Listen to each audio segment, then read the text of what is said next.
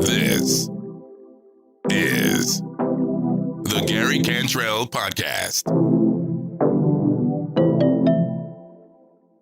Let's do I'm it. ready when you are, Gary. Well, this Gotta get the DDP. Oh yeah, you look good in that, by the way. Thank you. Let's talk. We'll start the podcast out with that because that's what kind of brought us together last year. We did our last podcast together in January of 2019. Now, this is on the heels of that video that came out on YouTube about you that I think now, what are we at, like 50 million now views on that video or more? More. Last I checked, it was like 67 million. And so I don't know what it is now. That was probably a couple of weeks ago. It was at 67 million. All right, so we're probably at nearly 70 million at this point by now. But I don't know. It's probably it goes in spurts, man. It's weird. It's something will happen, and then it just kind of sits there and slowly trickles, and then something happens, and all of a sudden, it explodes. It's a weird deal, man. Yeah. Now I know when we talked the first time, it was around 25 to 30 million, somewhere in that range.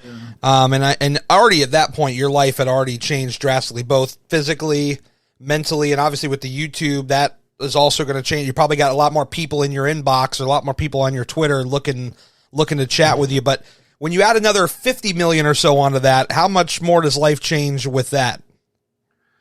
Well, I mean, it's just exponentially, but it's weird that when it first started, I mean, everybody reached out to me, and I still get people reach out to me every day, but not like it was when it first went viral. I mean, when it first went viral, it was a flood. Right. I couldn't stay up with the contacts, couldn't stay up with the people reaching out to me. And now it's kind of slowed down somewhat to a steady stream. And I still have a lot of unanswered direct messages on different things. Some days I get in there and try to respond, but some days I just don't have time or can't do it. But it slowed down some, but it's still unbelievable. The people that reach out to me, the people that said I've inspired them, or the people that want help. It's unbelievable the reaction we've had to that video. What would you say is like the number one question or comment that comes from that video? Somebody reaches out to you, whether it be on Twitter or a DM or something. What is like the number one thing you either get asked or just people say in general? Well, thank you is the most, and that you're an inspiration. But what I get a lot of times is that when they see me, if I can do it, then they can do it. That video gave them hope. People that weigh over 400 pounds, 500 pounds, they basically don't have much hope. And they see me lose that much weight in a year, 200 pounds. It gives them hope that there's something out there that they can do to change their lives and to better their lives and to turn their life around. And so the fact that I was able to do it inspires them to be able to do it. So. No, that's. Guess I need to look up here, don't I? Oh yeah, there you go. It's hard because actually, my monitor is over here, but my camera is right here. So I look directly at the camera and I kind of peek over. I'm like, oh, I can see you. Now I can see the camera. I'm breaking the fourth wall, everybody. That's right. That's right. But still to this day, I mean, you're still going very strong. I see you every single day. You're posting. Good God, 5-6 times a day, just constantly hitting it strong. How do you feel right now? We'll get into the COVID stuff and all that in a little while, but as far as physically, how do you feel right now? I feel the best I've felt in 30 years, man. I feel strong. I've added some real light weightlifting, upper body weightlifting to the regiment, and I'm still doing a little biking once a week, and I just started again trying to swim once a week, but I'm doing an hour of DDP yoga every day. And then doing that weightlifting 3 times a week, upper body, and man, I feel strong. I feel good right now. My knees are my biggest limitations, but everything else, I hadn't felt this good in 30 years, Gary. I love to hear that, and I think the knees is something that plagues a lot of us bigger folks. Is it's one of the first things that gets hurt or long term injury. And I know, like for me, I won't even like jog anymore or even run. Like I will walk 20 miles if I have to, but like I just can't. There's no jogging in this body no more. Well, I mean, even walking, my knees swell up and hurt, and I mean, just walking on them really causes problems too. Because we were walking every day there for a while, and and that's why I won't do any lower body weightlifting. It's because of my knees. I'm just leaving the legs up, DDP Yoga up to my legs, and it's been the best things for them so far. That my knees are night and day different from when DDP first started working with me. I mean, I can squat and bend, and I mean, they still hurt, but not like they used to, man. It's night and day difference from when I started 2.5 years ago. Oh yeah, I mean that program will do some wonders on the body, that's for sure. Do you foresee that you'll ever have to do like surgery on them, or are you kind of just like, I'm going to leave them where they're kind of at, and we'll just let the yoga kind of just heal them naturally as best as they can, all things considered? Yeah. Well, that's always been a thought that's always floating around in the back of my mind, because before I started this weight loss journey, I had went and saw an orthopedic and had him evaluate my knees to try to lose weight. And both my knees were bone on bone. And he said I qualify for knee replacements for both knees. And but he said he wouldn't operate on me until I got under 300 pounds. I was 475 at the time. So I just took that as another barrier that I couldn't, that I was going to be that way the rest of my life, And so that was a few months before I started trying to lose weight, before I saw Bert's video. And to answer your question, I don't know. I'm gonna avoid surgery for as long as I possibly can.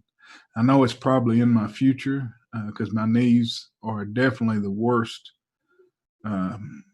They cause me more pain than anything else in my body, both my knees. And if they didn't, I mean, I could do a hell of a lot more if they were in better shape. But so far I've been able to push it and do what I need to do, what I want to do so far, and they do get better a little bit, inch by inch, through doing the DDP yoga. So right now I don't have any plans to do it, but I know it's something that's probably going to happen in the future. Fair enough. I would imagine that just in general, your doctor has probably got to be just absolutely amazed at all the progress that you've made in, what is it now, the last 2 years, right? You've been on this for almost 2 years? 2.5. Oh, 2.5. There you go. November 17. Yeah. Oh, 17. Yep. So he's got to be 17. Just amazed at everything that you've done. Yeah, I've got a couple. My internist, my family doctor, basically, is she's ecstatic with me, and but the main one that's really happy with me is the cardiologist and yeah, and his physician's assistant. She's really excited. So they kind of follow my journey. So they just can't believe that the turnaround from when they saw me, when they first started treating me, to where I am today. Definitely. Now, when this whole pandemic kind of hit, what sort of effect, if any, did it have on you? Because, I mean, like I said, every day I still see you on there and you're doing your thing. You seem to be unaffected, but from your perspective, how did that impact your life? Well, my wife and I both are blessed with jobs that we continue to work through the pandemic. So we were blessed to, since we both work for the county government, that our jobs have continued. And so,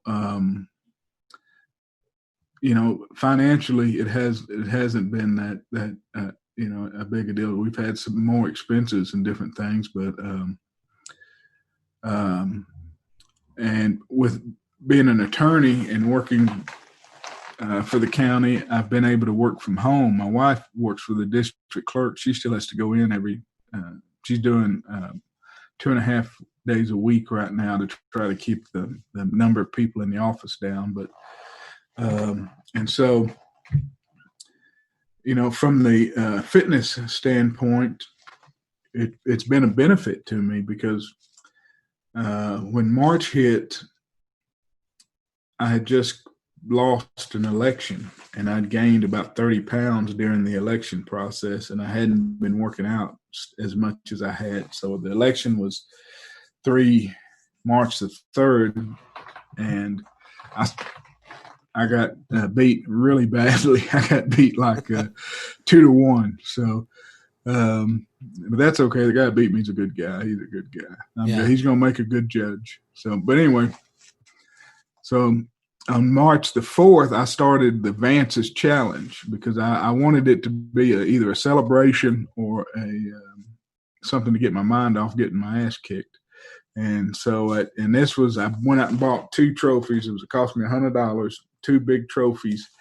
And I said, the first man that loses 100 pounds and the first woman that loses 50 pounds wins the Vance's Challenge trophies. And I started it March 4th, the day after the election.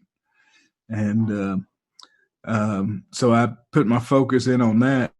And then COVID hit, and I've been working from home, sticking to the workout routine. I haven't missed a day of DDP yoga since November of 19. So I've done it every day. I started out doing 30-minute workouts. Now I'm up to 60-minute workouts. And I do it every day. I hadn't missed a day. I'm over going on 7 to 8 months in of doing a DDP yoga workout every day. And so working from home has helped me to be able to do it more. And then you can see the bike back here. I started riding again on the weekends, and I just started swimming again. And then I added weights because my weight loss has been stuck. So since March 4th and last Wednesday, I've lost 37 pounds. Nice. That's awesome, man. Congratulations. Yeah. So I'm back down. My lowest number ever in this 2.5 years was 252. Last Wednesday, I weighed 256.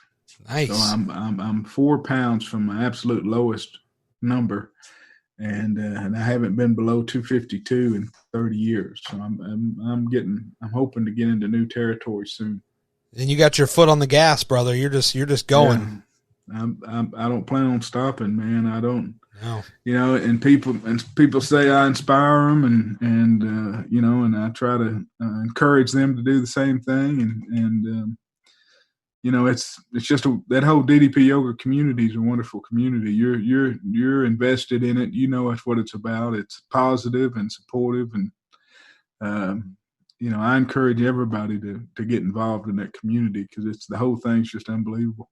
Yeah, it's built upon amazing people who definitely have your back for sure, as much as you will have theirs, and everybody's just it's a good community to be in. And you brought up gaining some weight during the election, and I mean, I guess just in general, how do you deal with seeing the weight come back up? That's something I've definitely dealt with as well. But for people that are listening that they've heard your story, maybe they haven't heard your story, and to see you go through that where you gain back a little bit, and now you're back down. What is kind of some of the mindset, kind of how you dealt with it, and how some advice for people to get back down? Well, I mean, it's always hard because you're when you start gaining, and even though you think you're doing the right things and that you're doing the right exercises, following the right food that's worked up until this point, and it gets you really down, it gets you really depressed. Trying to cross my foot here, Gary. I'm sorry if I make it noises. No problem. And so I got you get in the mindset that I might as well eat or not exercise if it's not going to make any difference. I mean, you begin to question yourself and doubt yourself whether you should keep going. I mean, the body works against you at some points, and then once you slip a little bit, it's just so easy to keep slipping and keep slipping and keep slipping and go back to your old habits. And so through the election, I knew that I needed to do something to jumpstart me, to get me motivated to get back into it. And that's why I started that challenge, the Vance's challenge, and bought the trophies and went into it, because I knew I needed to change my mindset. I needed to figure out and do whatever I needed to do to start the weight loss going again. And,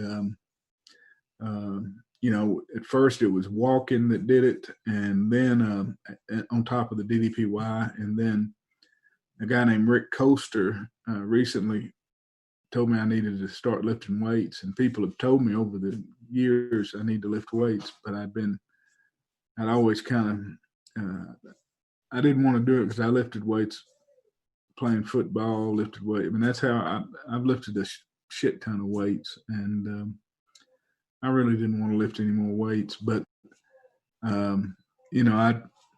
I said, if that's what it's going to take to get my body moving again, changing, losing weight.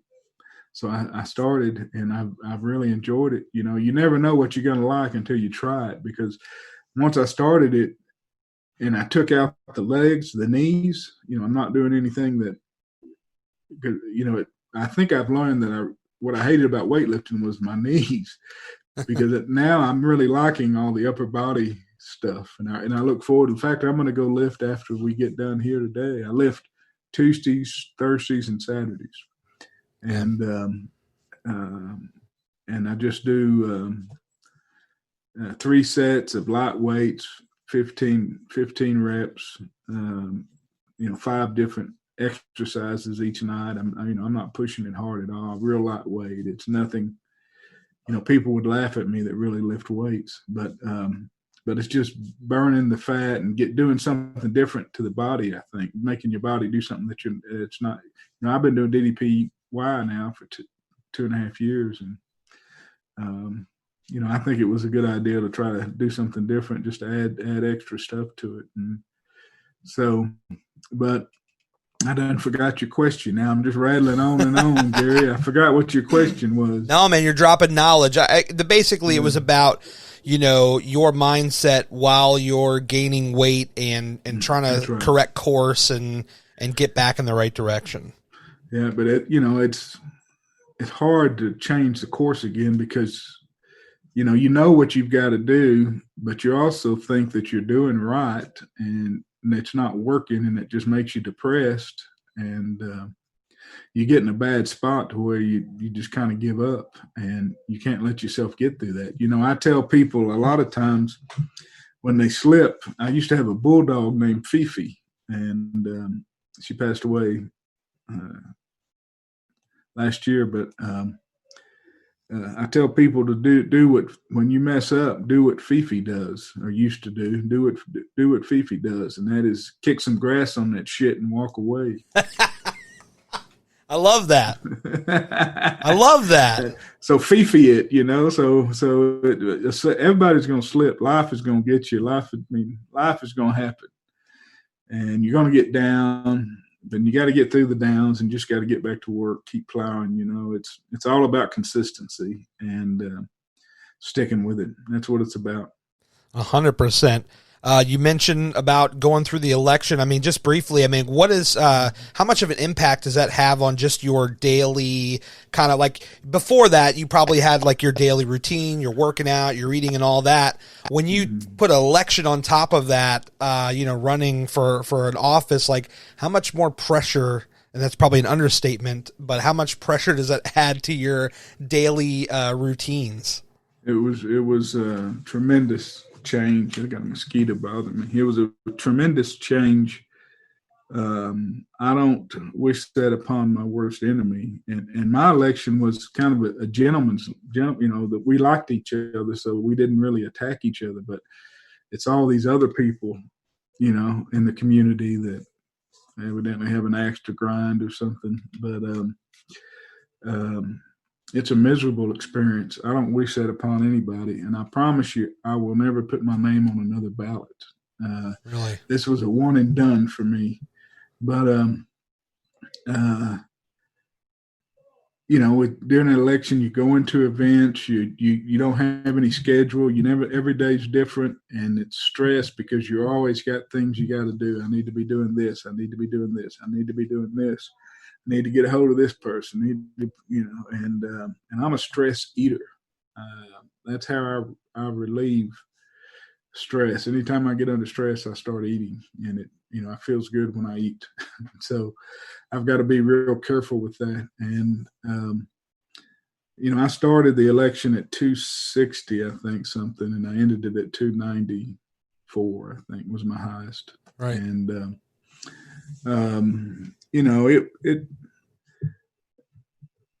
it's very difficult. I kept working out, but I wasn't doing it as often. In November, I started doing it every day. I committed, but from like August to November, I wasn't as consistent as I should have been with the DDP yoga, and I quit riding my bike at all. I didn't ride my bike during that time. I didn't walk. The only thing I did was DDP yoga, and plus, I was meeting at restaurants, and I was meeting at going out to eat, and I couldn't control my food as much, and so it definitely caused a lot of problems to my routine and to my diet during that period. And I'm glad to have it back under a little more discipline now. Yeah, definitely. Well, maybe on a plus side, like when you were going into this thing, you already kind of had an internet presence through that video that went viral. How did that help you to go into the election as far as like, social media and being kind of a communicator? Like how did having a presence online before going to the election help you going into that? Well, I think it helped. I think it got me all the votes that I got, in the election. I got about 37 or 8% of the vote or something like that. Nice. And, but I had no money, I was working on a shoelace, whatever you call it. I was working budget. Shoestring budget, and which was my money. A few people gave me money, but not very many. And I learned that I have a hard time asking people for money, calling up and saying, you donate to me. I'm not a good politician, and so.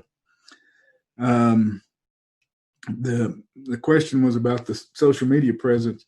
I think without it, I wouldn't have gotten hardly any vote. And yeah. So, but most of the social media presence is not local.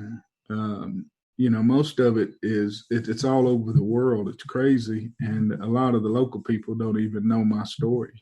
No kidding. Yeah. And so it's not as prevalent here as you would think. And, I talked about it a lot on the campaign trail, and I think they got tired of hearing about it, honestly. So, well, hey, it's a hell of a story. The more people that hear it, the better off it's going to be, in my opinion. Yeah. So, but it all worked out for the best. I'm, honestly, if I could do anything, I would do something where I could help people lose weight. I can't tell you how much joy I get out of helping people and trying to help them lose weight. And so if I could figure out how to make money doing that, that's the way I'd like to spend the rest of my life, writing and helping people lose weight. You ever thought about maybe doing some sort of coaching of some kind? Obviously I know your daily duties probably keep you pretty busy, but in a perfect world, would you like to just be like a coach or, start your own kind of group of some kind, where you get, 10 or 20 people at a time and you kind of just focus in with those people? I'd love to. Anything I can do to help, that's, being a lawyer, I don't know if I told you that last time, but being a lawyer is not a fun profession. I can imagine. We deal with people at their worst. We deal with people in the middle of conflict, deal with people who's facing charges or whatever it is.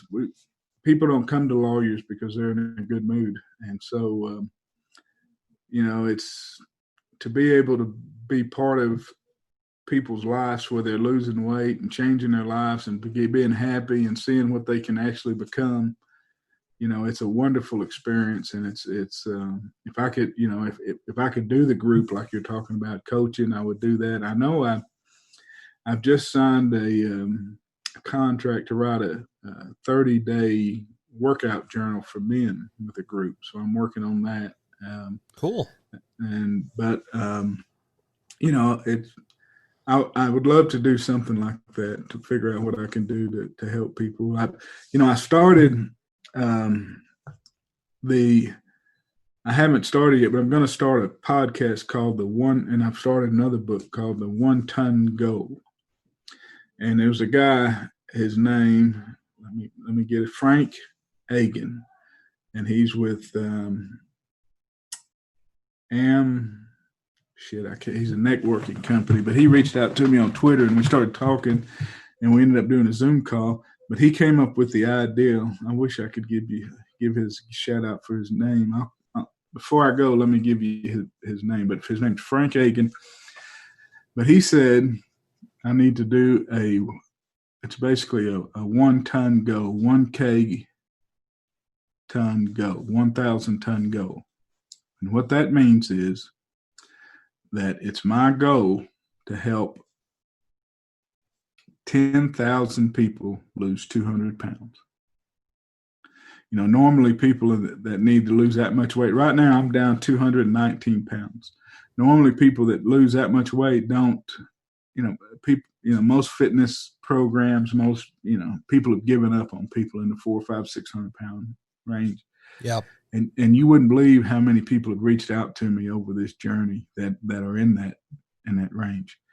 And so if I help 10,000 people, if I inspired 10,000 people to lose 200 pounds, that would be 2 million pounds that I would help remove from this planet.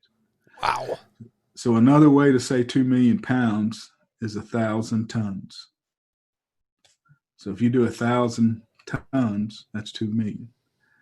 And so the goal is to inspire people to lose 1,000 tons. And so I've got the website 1kton.com, and I've got the 1K ton goal names on several different social medias.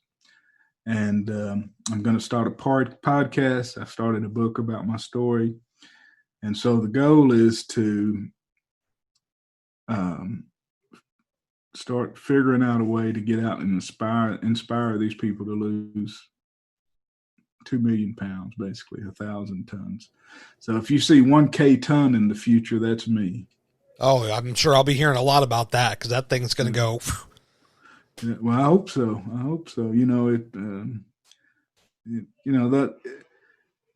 I was in the position where I'd completely given up, Gary. I was just working till I was going to die. I mean, my knees were shot. And I thought I had, congestive heart failure, had been diagnosed with congestive heart failure. I didn't think I could exercise to lose weight. I just I got out of the hospital in 2012, and I just figured I was going to work till I died. And then I started this journey and changed my life. And I just want people to know there's a different way. I mean, it doesn't have to be that way. I couldn't wipe my ass. I couldn't tie my shoes. I couldn't walk to the mailbox. I couldn't do anything. Gary, last year I did 20 triathlon events. Unbelievable. 20. I did a 100-mile bike ride in August in Texas. I did a Olympic triathlon down in Waco, and I did a bunch of sprint triathlons. A lot of them, if they'd offered the aqua bike option, which means that you don't have to do always walk the run part. But if they had an aqua bike option, then I just do the swimming and the biking. And I at this one swim only deal, I swam 2.4 miles in a lake. Wow. It took me a couple of hours. And I did all this from March of last year to October. And then I started the election. And I just quit working out, quit doing all that. Well, here, let me show you something. Hold on.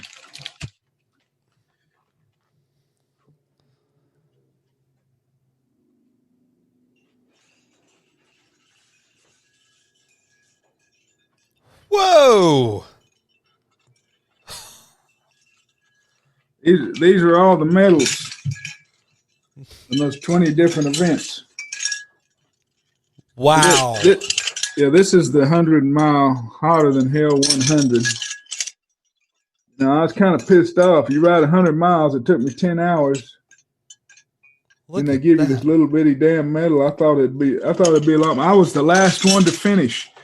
I was the very last one to finish it. Yeah. They'd already was shutting stuff down, but there's a bunch of sprints. This is the Olympic one I did. That was the one down in Waco. It was 1 mile swim in the Brazos River, a 25-mile bike ride, and a 6.1 mile walk run. That's a beautiful one right there. Yeah, that was probably the hardest one, but there was one. See, the Texas man. I did I don't know. There was 20 different ones that I did all kinds of different events. There's one called the Texas Man. And in the Texas Man, I did the aqua bike.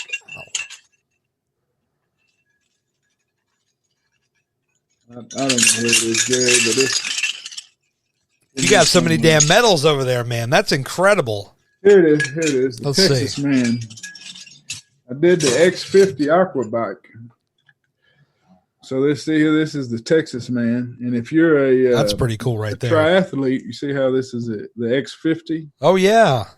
on there, and so finisher. So what that means is, in the triathlon world, Wow. there's regular triathlon is 20 is a 26-mile run. Let me think of it. It's 140. Let's see, it's 143 miles. So it's like it's 26-mile run. It's a I can't remember. Let's see. It's 112-mile bike ride.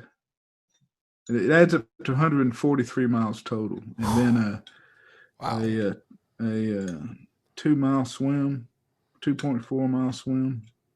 I can't remember, but something like it adds up to 143 or something like that. And so a half a triathlon adds up to like 70. You see those stickers, 70.3? Oh yeah. That's what it is. 140.6 is a full try. A half a try is 70.3. The X50 is the shortest. It's above an Olympic, but below a half. It's 50 miles. And so, and I only did the aqua bike, but in that one we swam. I think we swam a mile, and then we rode a bike 46 miles. I think something like that, 42 miles, something like that. But it was a good one. But it was crazy. I just pushed myself last year just to see what I could do, man. And it was awesome, man. Just I couldn't walk to the mailbox 2.5 years ago. It's amazing what we can do when we put our minds to it. Absolutely. On a much, much smaller scale, I fought against video for the longest time just on a podcast. And it was you, actually. We were on the podcast last year, like, hey, man, am I going to get to see you on this thing? Because we were on a Skype thing, and I was like, oh, I don't do video or anything. I think we ended up connecting on video anyway.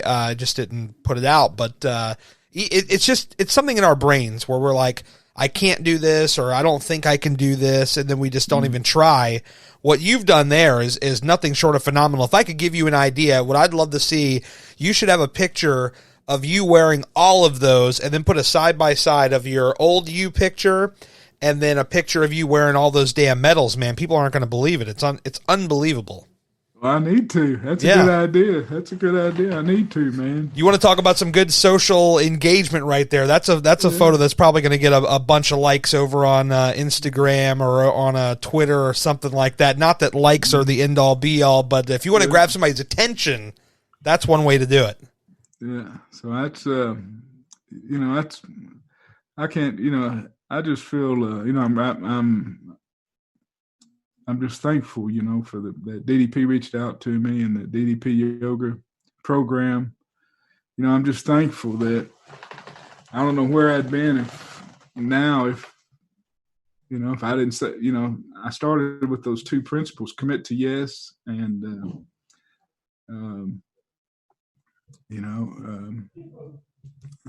I forgot the other one. Commit to yes and post everything online. How can I forget that one? And so the commit to yes was, try new things. And when DDP reached out to me, I said, I'll try it. And I didn't know what to expect. And 2.5 years later, I'm 219 pounds down and in the best shape of my life, man. Doing things I never thought I would do again, Gary. It's incredible because you're talking a little bit earlier about how you thought you were just going to be working for the rest of your life. And I think complacency can be an absolute killer in our lives. Like it just drag us down and keep us from doing things that could change our lives forever. And you're a perfect example. I mean, you completely flip the script and look at you doing amazing. I'm hoping to get it. I want to get down to Wonderland. I want to get under 200. I can't remember a time when I weighed under 200. The earliest weight that I remember is weighing in my junior year in high school for football at 212. Yeah. So if I could get under 200, I'd get down there where Ryan Nichols is. He's down there in Wonderland. Yeah. Yeah. No, that dude's a beast. I think anything is possible. I mean, you can do anything that you put your mind to, and I mean, you've already done so much. I mean, you just you don't take your foot off the gas. You keep going. You do the best you can, and over time, you will see the results that you want to see. There's no Absolutely. question. It's that consistency. It's that you can't you can't start out in like a house of fire and burn yourself out or hurt yourself. You just got to go slow, do what you can do, and just keep doing it. Just keep, and figure out what you can do. That's the main thing. You try different things and figure out what works for you. And I promise you, DDP Yoga will help you do any other activity that you want to do. And it will help you feel better overall. Just doing the DDP Yoga program, and but start slow, start small, listen to your body, don't push it, don't hurt yourself. I mean, it took our whole life to get our body to the point that we are now, and we got the rest of our life to get it right. So there's no hurry, but do it every day. That's the key. Yeah, I think that program is probably one of the most user-friendly programs I've ever seen because, DDP's yelling at you, but he's yelling at you to make it your own. Do what you can do. Here's the move, and here's like 3 different ways that you can try to do it. And I think that it's got to be the most user-friendly program that I've ever worked on, because I mean, it tells you that, no matter what situation you're in, there is a path to get you going. And if you stick with it, you can do some amazing things. Unbelievable. I mean, you'll do things you never thought you could do. And that's exactly right. He's got programs for people that are stuck in bed. If you can move your arms and legs, you can do DDP yoga. And he's got programs to strengthen you to get up out of bed. And then he's got exercises from a chair to get you strong enough to where you can stand up out of a chair. And then he's got exercises that once you stand up to start getting your strength up to get you down on the mat. I mean, he no other program I know has ever accommodated my limitations and my physical problem. You know, a 475-pound man gave me the instruction and the ability and the modifications to be able to do, yoga in whatever position I was able to do it. And now I can do it without modifications. You know, I'm doing, I do it. I'm feeling pretty good about my practice right now. Definitely.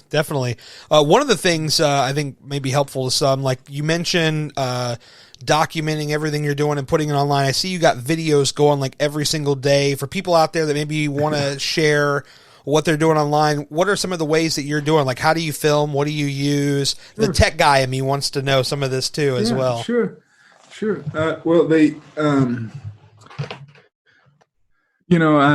Right now, I track everything. I basically take pictures of everything. Like for anything I eat, I take a picture of it because DDP makes me send it to him, and he jumps on me daily about my portions. Yeah. You know, with DDP comes tough love. You have to. There is no soft love with DDP. So with DDP comes tough love, and so. But I take pictures of my food every day, and what I'm doing right now is I'm eating 3 meals a day. Basically protein and veggies, non-starchy veggies. And I take pictures of them and I record it. I get up in the morning. I do push-ups and modified pull-ups. I just see how many I can do straight through. I'm trying to build my strength up in those. And when I do those, I just record it through my iPhone on an iPod. On an iPhone. And but when I edit it, I edit first up in TikTok, because you can get a minute in TikTok video and you can put stuff on there. And so my push-ups and setups are usually about 2 minutes. And so for Instagram and Snapchat, I use the TikTok edited version, and I can write stuff on there. And then for YouTube, Twitter, and Facebook, I get to use the full 2-minute video, and so I just use the regular video and then write my post and put it up there. And then I do an hour of DDP yoga, and I've got it set up where my mats are in the room upstairs, and I've got 3 of those LED lights around me, triangulated around me. Yeah. And then I've got my iPhone back on the tripod and facing me, but I put it on time-lapse photography. Yes. And there's a time-lapse mode in the camera. And so I just hit click, and it just takes the pictures as I go along, and it looks like I'm going real fast. You know, it ends up being a 30-second video that, it took me an hour to do. And so once I get that time-lapse video, then I go back to TikTok and I can write stuff on it and just add music to it or whatever. And then I post that on all the social media, and I use that video straight from all the social media accounts. And that's basically it. When I lift weights, I do a time-lapse video too and post it. And so at the end of the day, but the next morning when I get up, then now I have photos of my food. I've got videos of my exercises, and then I can make a journal because I know exactly what I did. And then I write down my journal and my notes on my phone, and I text them to Chase Green. I text them to DDP, and I text them to a guy named Dodie Levinson out in, Dodie, what's his last name? Dodie, Levinson, Levenso. Yeah, Dodie Levinson out in California, because he started asking me about what I eat and what I do. And so I text them those and then send them the pictures of what I ate. I send the pictures of my food every day. So DDP gets, every morning he gets my journal entry, and he gets pictures of my food. And then he writes back, your fucking portions are too big. And so that's kind of the way it goes. Wow. I when you tell me that, I believe that 100%. And I've met the guy once, and I've talked to him a couple times on my old podcast, but I completely believe that. So that's kind of the way my day goes every day, you know. Speaking of which, he came out today on Instagram and revealed that he had COVID. Did you hear about this? No. Yeah, he put out an IGTV today and talked about how, I guess it was a couple of weeks ago, that he had the COVID. Kicked his ass, he said. No, man, I hadn't heard that. Yeah, man, I was going to get your thoughts on it if you had heard about that or not. No, but he put the video out. He'd been so careful, man. He has been dodging it so carefully. Yeah, he put out, I want to say it was like a 10, 15-minute video, and he mentioned that very thing. He's like, I've been careful. I've had strict rules in my house. Yeah. And I don't remember every last detail about it. You'll have to check out the video, but wow. Yeah, he had it. He said it was the worst ass kicking that he had ever had. So is he over it? Yeah. He seemed like he seemed like he was in pretty good condition. So I'll call and check on him when I get off of here. No, he hadn't disclosed that to me. I guess if he did, he's scared I'd let everybody know. So yeah, maybe he just probably wanted to keep it to himself for a while. But I think, you know how it is with the news cycles and stuff like that, especially in the wrestling world, misinformation gets out there. And I think he even said that in the video. He's like, I want to put this out myself and, just get it out there. So, yeah. Well, I hope he doesn't have, that's some weird stuff. Some people it doesn't affect, some people it just mildly affects, and then some people it hammers. And I don't know why, why it chooses a few people to hammer. I don't know it's kind of a weird illness. Yeah, definitely. I don't quite understand it. I do know that my wife's grandfather had passed from it. My wife's mother had it. She's gotten over it, thankfully. Yeah, thank you. It's affected so many people. I don't know in your area how much it's affected the folks in your area, but I know at least in my area, it's certainly on the smaller end as compared to places like a Florida or New York or something, California, something like that. Well, we're in a bad time right now. It's where do you live? I'm in the DC metro area, Northern Virginia, just outside of the Washington. Well, they're wanting to make y'all a state out here. Yeah, it's pretty popular. I can't wait to get the heck out of here. Honestly, I cling more to the South. South Carolina is where my heart is. But I was born here and spent most of my life here. Outside of a couple of brief stints in Southern California, my father served in the Navy for many years, and so we moved back and forth, a couple of times. But most of my life has been spent here. But this area has just gotten bigger and bigger and bigger. It's crazy, and I'm surprised that we don't have more cases. And knock on wood that we don't get too many more. But it's certainly on a lower end when you compare it to some of the bigger locations. Texas is going crazy right now, man. It's I live in Ellis County, and that's who I work for. We are adjacent to Dallas County. Okay. And Dallas County is has had quite a big problem, and so we've been slowly but surely building and getting it, and it's kind of exploding right now here, but not like it is other places down south. Houston and Corpus Christi and San Antonio, they've been hit really hard. And, our governor's opened us back up, I think too soon. And now they're having to face it. I mean, we're in bad shape in some of the bigger, more congested communities. The hospitals are full, and so I don't know what's gonna happen. They need to get it turned again and try to get it going back the other way. But it's a tough decision because the judges, the county judges, and then the governor, they've got to weigh economic issues versus the health and safety of the citizens. And it's who wants to be the one to make the decisions to bankrupt people. So I don't. I'm glad that's above my pay grade, man. Yeah, it's a tough balance to walk for sure. I mean, I know, fortunately I was able to keep my job, but for like a month I was like cut in half my hours, and I tried to file for the partial unemployment, and they were like, you make too much. I'm like, Well, tell that to all my bills because they're going to be looking for their money here in a couple of weeks. What do you want me to do? That's right. That's right. Had to clear out some of the savings to take care of that, and luckily, I ended up okay. But there's a lot of people out there that they lost their jobs, and it's just it's a terrible situation. And I'm not going to pretend like I have any sort of answer, but it's a wild time we're living in, and you kind of wonder, it's like, what's next?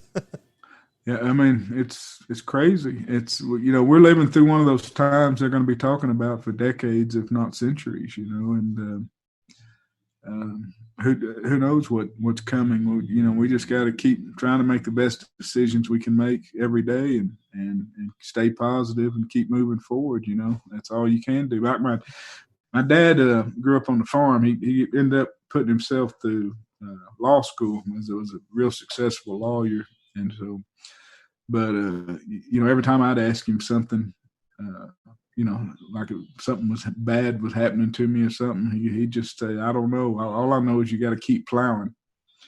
You just keep plowing, because they grew up on a black dirt farm. You got to get out there and keep getting that field and keep plowing, keep working, and whatever happens, but you get out there and keep plowing." So, no, I think it's great advice. Just to take it as it comes. And so I don't know. I'm really nervous because we are going camping. First time I've been out of the house for really anything. We're leaving tomorrow and we're coming back Sunday, and we're going down to Matagorda, which is about halfway between Houston and Corpus Christi, where two of the biggest hot spots are. But Matagorda is a real small county. Right. And we're staying at a camping area that's right near the beach. And I talked to them, and they said that our camping spots, far away from everybody else. And the lady I talked to there at the campground said that, they've been getting some, but she doesn't know anybody that has it. And so we're just going to try to social distance and wear masks, and we're going to try not to go in anywhere on the way down, and just stay outside and try to follow the rules. And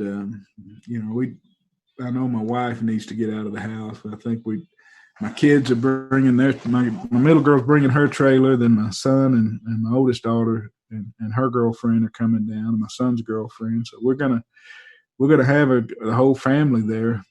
And, I'm really nervous about it, but hopefully, knock on wood, hopefully we'll have a safe trip and can practice social distancing and mask wearing and wash our hands good, do everything that's right, Yeah, wear all the masks, wash all the hands, and hopefully hope for the best. Stay safe out there. Yeah, it's crazy. I've been a hermit till since March. I've been a hermit here at the house. I get out maybe to go, do the bank or go to get my cleaning or something. I get out maybe, I don't think I've used a full tank of gas in my truck since March. Wow. Yeah. It's crazy to think, right? Yeah. So I've kind of become even kind of more paranoid about getting out because I've been here so long, Oh yeah. It's kind of spooky at my office because most of the people work remote. The job I do is kind of physical. We have machines that I have to work on, so I have to go in. But you walk by some of the people's old desks, and there's calendars that are still flipped to March, and it's the biggest mind fuck, man. I'm telling you. This is the zombie apocalypse, I know it. I'll tell you what, though. We'll wrap up on this because I know that this whole pandemic has kind of just taken the world by storm, but all things considered, what are some of the things? I know you mentioned the podcast you've got in development and wanted to help people. What are some of the other goals that you have, kind of for the rest of the year? Normally I ask people the next couple of years, but God, we don't know what we're going to be. We don't know if we're going to be a freaking planet next year. So What's some of the short-term stuff that you're working on here, going forward? I'm working on 2 books. I'm working on the 90-day fitness journal, and it should be out the first of next year. I'm doing that for Callisto Media, which they had reached out to me about doing it. I agreed to do it. And so it's a shorter project, so it should be done by the end of the year, and then they hope to get it out before New Year's Eve is the goal. If I can get it written, I've got some of it written. I'm also working on a second book, and that's that 1K ton goal that I talked about earlier. Yeah, I've gotten about 19,000 words. It's basically my story.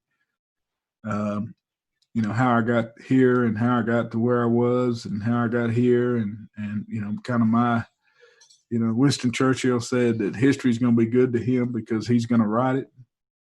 So I'm writing my history, about this story, and then I'm going to see if I can get it published, and then where I want to go and how I want to help people, and that's kind of what that book's about. I'm hoping by doing the 90-day workout journal for men and having it published that it will help me, give me some credibility, some street cred that the second book I may be able to get published. So we'll see. And then I've still got, before my viral video blew up, I was doing the extrausual.com podcast, Extra Usual.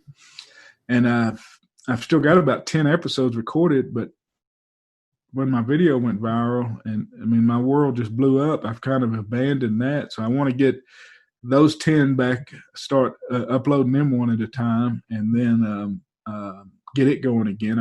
I love doing podcasts, man. I love doing what you're doing, sitting in that chair, talking to people, listening to their stories, and just, I love that. And just, I love the media, and I love the communication aspect of it and what you can learn about. And, nowhere else do you have people's attention this long to talk about their lives and talk about them, and you can learn from them. And it's a beautiful medium.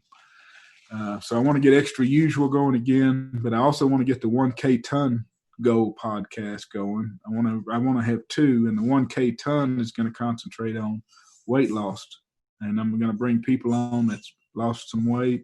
I'm going to bring people on in the industry that can help people.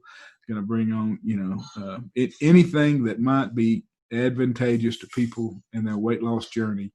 I want to be able to bring them on and give them a platform and an opportunity to talk to the public and to help them. And so I'm going to start the 1K ton goal podcast. I'm going to get the Extra Usual going again. I'm going to finish the 2 books, and I'm going to try to get in Wonderland. And we got to get you on Joe Rogan at some point. Hey, man, I'd love to do Joe Rogan, man. If I go out there, I'm going to do the sensory deprivation tank, and I can't, since I'm a prosecutor, I can't tell what else I may do while I'm out there. But sure. I would love to be out there and be on Joe Rogan and participate in the activities going on the Joe Rogan experience. I think you'd crush it on that podcast all day long. Enough with this small time podcast like you're doing over here with me. You got to get on the Rogan, man. Yeah, well, if he'll let me on, I'll go, man. But he's the man. In the podcast world, he's the king. That's true. It's amazing to see what he's done in the amount of time that he's done it. It's unbelievable, and he just signed with Spotify about a month or so ago. And you know how much they paid him? That's like $100 million. $100 million for the exclusive right to do his show. Vance, I'll take a fraction of that. That's Conor McGregor and Floyd Mayweather money right there. That's real money. He's earned it though. He's put in the work. He's earned it. 100%. And as have you. You've put in some amazing work. You've got an incredible story. And I'm very thankful that you've taken some time to join me here on this podcast. Again, it was good to have another round with you. Anytime, Gary. Anytime. You're doing good work out there. I know you put Chase on, and I think you put who else? DDP Yoga people have you put on? Oh, I had Morgan, DDPY Mama. She's been on. Stacy, the recovering Pajorski. American. Yeah. Yep, she's been on here. So we've had a bunch of people, and people that are watching this or listening to this, because now we're on YouTube and all that good stuff. If you want to come on, This is I welcome everybody, whether you're DDP or whoever. Come on, bring it on. Let's do it. That's right. I mean, it's so much fun just to sit here and just talk and learn the people's story, and get it out there and get it out there so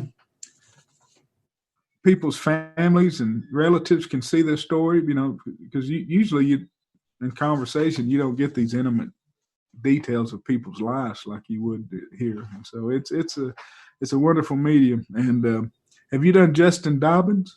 I don't think I've spoken with him yet. No, I need to do it. You need to get Justin. He's lost 300. He's lost over half his body weight. He was right at 700, and he's lost more than 350.